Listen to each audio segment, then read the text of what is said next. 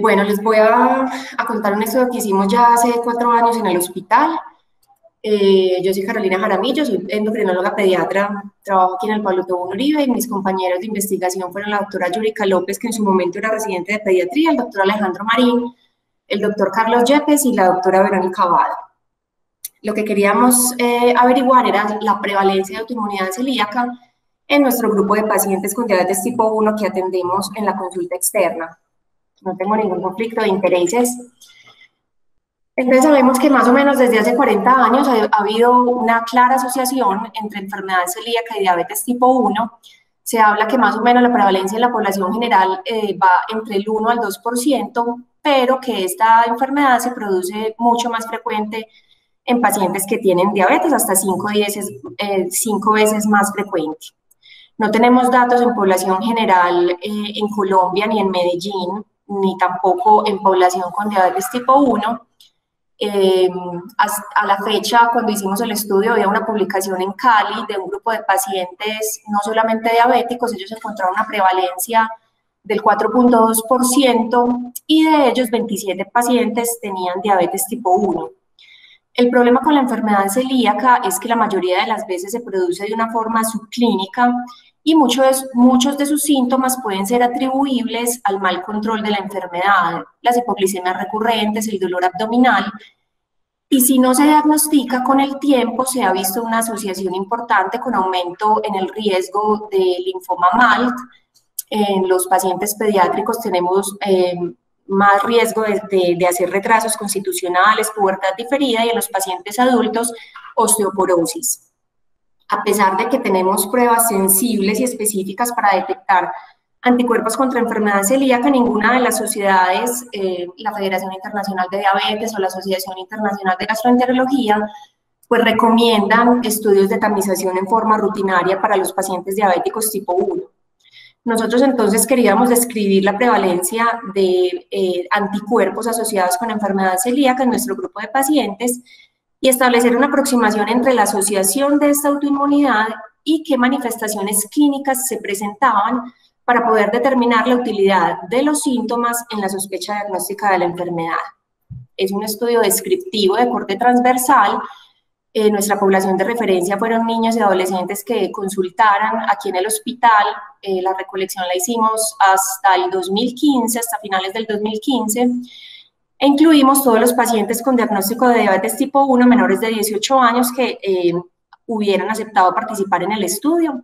Nuestro estudio fue presentado y aprobado por el Comité de Ética de la institución. Calculamos una muestra para una proporción sin población de referencia, teniendo en cuenta una prevalencia esperada de enfermedad celíaca del 7%, que es lo que han reportado países como Brasil o Argentina.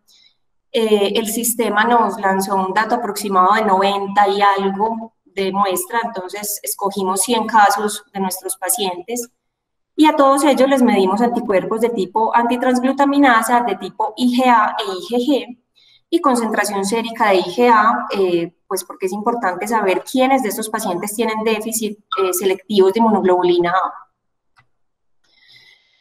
Las características de nuestros pacientes, entonces, fueron niños entre 3 a 17 años, tuvimos una media de 12 años, con igual proporción hombre y mujeres. Encontramos 4 pacientes positivos para inmunidad celíaca, evaluamos cuáles de ellos ya tenían otras asociaciones con otras enfermedades autoinmunes como el hipotiroidismo, en este caso 16.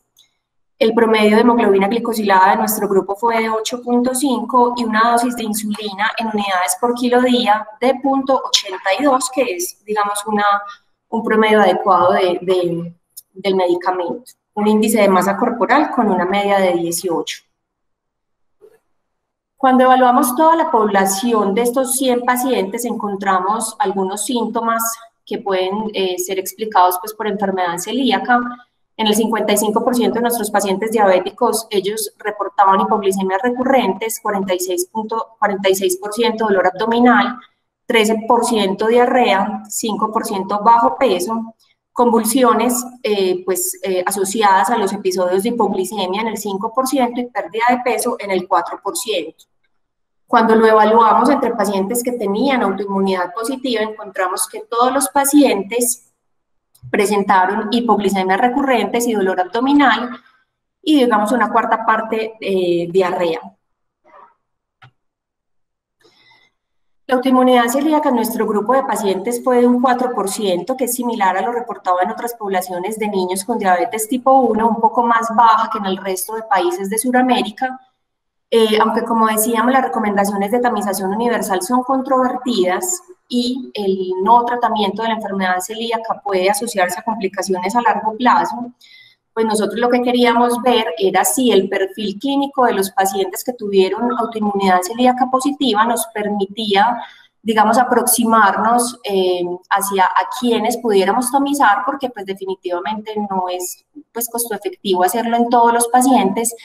Y lo que nosotros encontramos de nuestro perfil es que son pacientes prepuberales que tienen siempre síntomas gastrointestinales, dolor abdominal, y el 100% de ellos hipoglucemias frecuentes, que si no sospechamos que puede ser secundario a una enfermedad celíaca, pues simplemente vamos a atribuirle estos síntomas a un mal control de la enfermedad.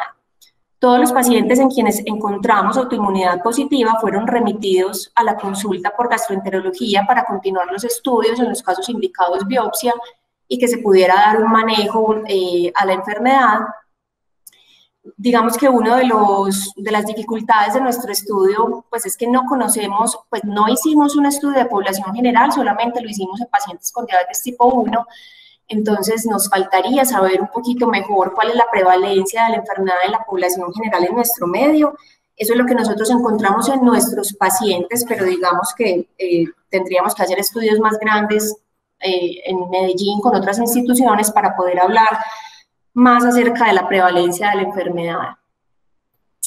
Esto era todo lo que tenía para contarles. Muchas gracias.